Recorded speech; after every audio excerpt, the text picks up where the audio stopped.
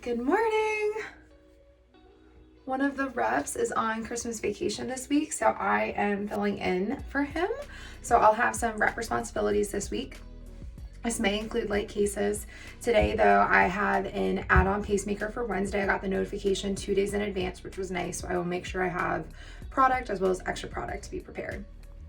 So I'm gonna be completely honest. This week was a hot mess. It started off with my hot water heater being broken. I left some cookies for my landlord that was gonna come with the plumber. So I am thinking about, first of all, having enough product for the week. So I've restocked my bags. I have a couple of things that I'm gonna take to my car.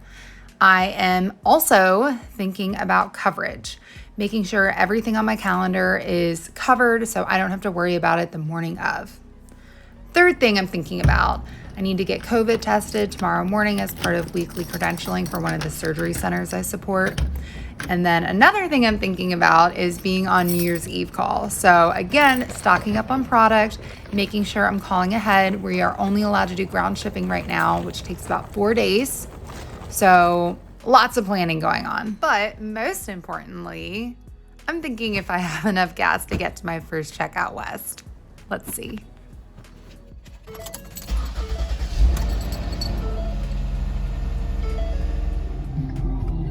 Sometimes it's hard to differentiate the product when it all looks the same.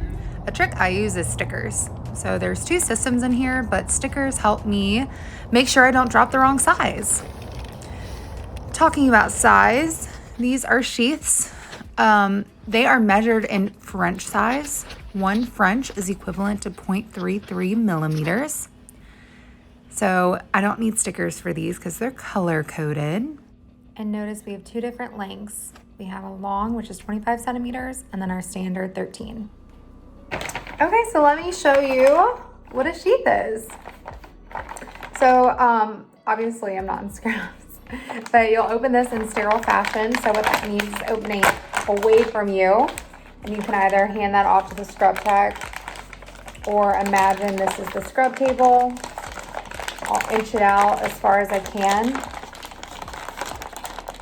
Notice I'm not touching anything, and then I'll give it a tip. So imagine this is sterile, it would be blue.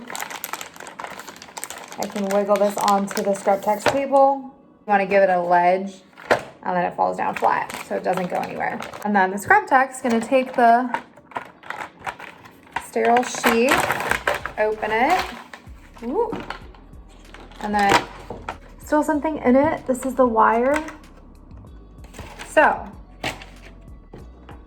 if I'm prepping to implant a pacemaker, I'm gonna put on this needle, and then I'm gonna fill this up with some saline. So prepping that with some saline. Sorry, prep my sheath. That's gonna be in there together. So this is the patient. We're using the needle. We're aiming at the cross section of the clavicle bone and the rib so that we don't puncture the lung.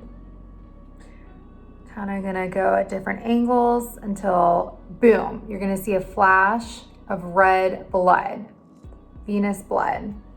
So what I'm gonna do is I have access in the vein. I take away the syringe.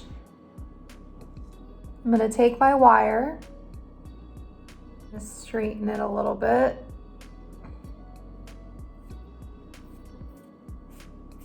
And I'm gonna feed the wire into the vein. Okay. So now I have venous access. I can remove the needle. I'm retaining the wire. Now I'm going to aim my dilator and sheath. Okay, so I'm in the vein. I got venous access.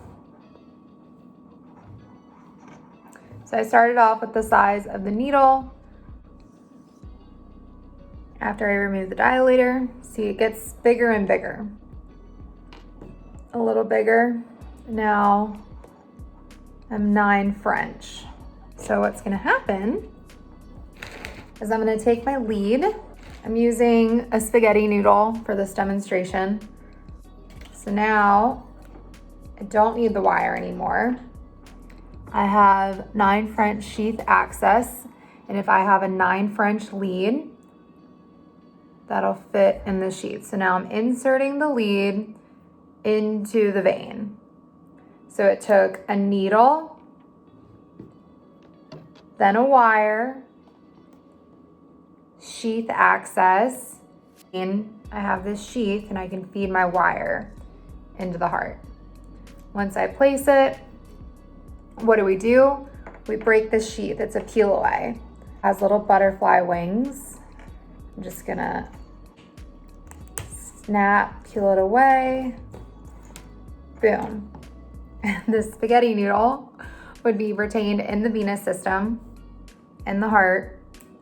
Oh, that is how we fit a wire into our tiny venous system. So we do all that with accessing the vein, using the sheath and dilator over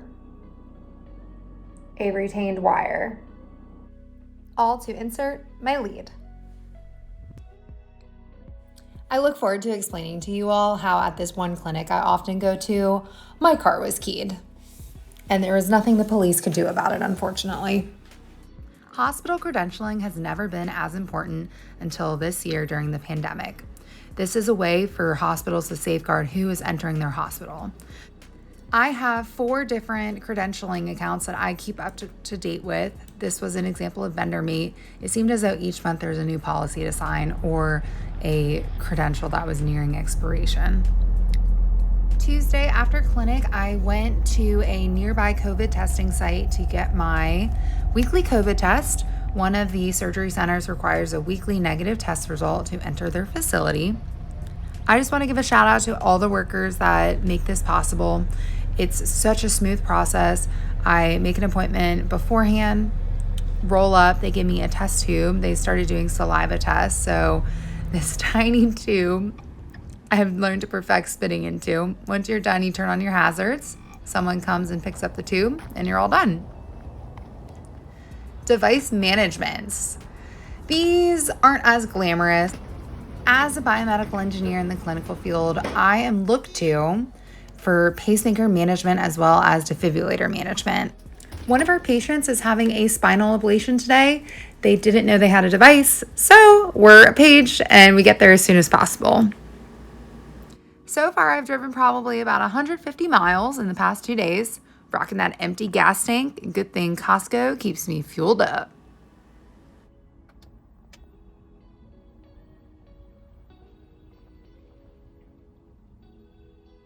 I just wanted to hop on at the end and just be real with everyone. I kind of lost track of the weeks before New Year's Eve and after New Year's Eve. We had a lot of people out with COVID symptoms, and if you test positive or someone in your house tests positive, you're just out 2 weeks and there's nothing around it.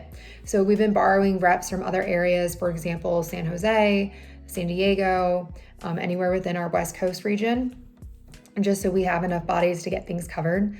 My days are very full. I honestly really feel like the last woman standing because I haven't had any symptoms. I felt great. I've been careful. I try to get as much sleep as possible. I think that helps. And yeah, we're just riding this wave. I will give an example of my Friday. It was 2 patient discharge checks at the 2 different hospitals before 7 o'clock, arriving at the third hospital of the morning for a 7:30 case, doing that case, going to the floor to check a patient, going around the corner to do 2 MRIs at a different hospital, coming back to check on timing for my next case. Successful case, however, it took a little longer. It was a lead revision, and after we fixed the first lead and we were suturing up the pocket, guess what? The second lead pulled back somehow. So we had to go back in and fix that one. We had already sewn the pocket, like patient was ready to be off the table, and then my numbers change. And I have to be the one that raises my hand and say, hey doc, my numbers look different. Let's check it out. And then we fluoro, lead fell back.